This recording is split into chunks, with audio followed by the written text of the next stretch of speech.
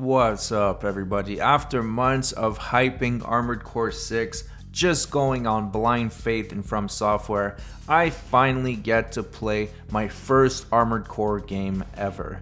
And if I could describe this game in 2 words, I would say unique and fun.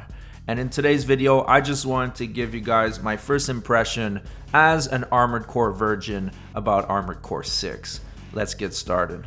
When I first started piloting the AC, I felt like a teenager that just got put behind the wheel of a Lamborghini. I was sliding all over the place and gliding, and it felt like I had way too much power in my hands. But that didn't last long because the controls are very intuitive, and within a few minutes I was playing somewhat normally, not like an expert, but I was able to maneuver the AC with relative ease. Now, the combat itself feels amazing. You can definitely feel the impact of all the guns.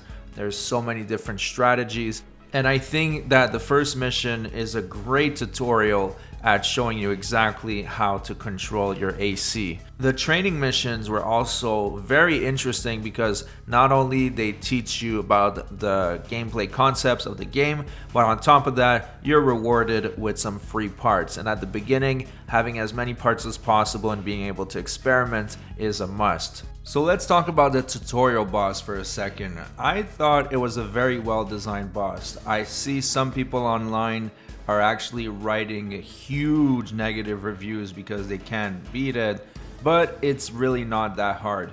Yes, the boss did kick my ass exactly 3 times, but then I tried switching up my strategy. I tried to ambush him from the top of the building as soon as he enters the arena, and at the same time, instead of fighting him head on, I tried to get behind him and do assault boost with the melee weapon.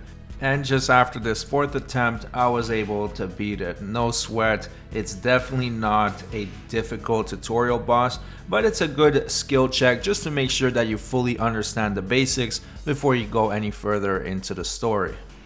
Speaking of story, so far I'm just 2 hours into the game, but I like it. It's a very different tale that I'm used to with From Software. Basically a tale of mega corporations fighting over this mysterious substance called coral. And it's typical of what you would expect in a dystopian corporation war. They're basically fighting over the resource, being ruthless, and not really caring much for the environment or the habitants of Rubicon. So it's very straightforward. I'm sure it will have twists and turns later on, but so far so good. I like it. A solid portion of your time playing this game will be spent in the garage, and that's perfectly fine because it is a lot of fun to customize your mech. You can put decals, paint jobs, and so on. And when it comes to stats on each part, From Software did a very good job at explaining what they do when you pop open the hint menu. And even though right now I have a very rudimentary understanding of what each stat does, it will come along very quickly with trial and errors, which is basically how you're supposed to play this game. You try out certain builds and you find builds that work for you. At this point in my playthrough, my 6-year-old daughter came downstairs and asked if we could make the giant robot pink. And I told her of course we can, and within seconds I was heading into the next mission with this pink paint job looking as conspicuous as possible. Talking about the next mission, this is definitely my favorite so far. You're headed into a massive desert with the task of bringing down this huge machine, and basically you have to go all around to target the generators until you can face the boss, which is the eye. Now, when I first faced the boss, maybe my loadout wasn't proper, but I was getting pretty much one shot. I died about 3 times, and then I realized that there was a little area on the left where you could hide as the boss is firing, and you can easily just jump and fire your missiles, and basically there's nothing that the boss can do. It can't reach you. So I don't know if that was cheesing the boss fight, but that's how I beat it, and I feel pretty good about it. Maybe there was an expert grandmaster way of dodging those huge laser attacks, but I found that just hiding and shooting did the job just fine. Now, this is what I really appreciate about this level. It's the scale.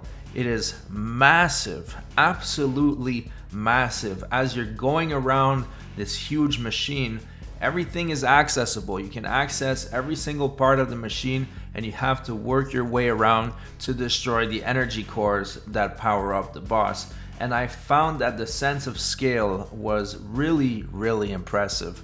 So that's pretty much it for my experience so far. Overall, I really like this game. It's so different. It's like nothing I've ever played before. The only other mech game I've played was Titanfall 2, and in Titanfall 2 it's more like a shooter, not a proper mech game. The mech's movement is so limited, you're big and clunky, you cannot fly except one of the Titans can actually fly. So this is extremely different.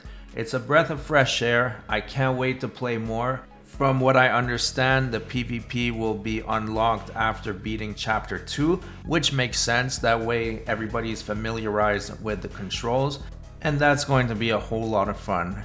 Anyways, that's it for the video. Thanks so much for watching, everybody.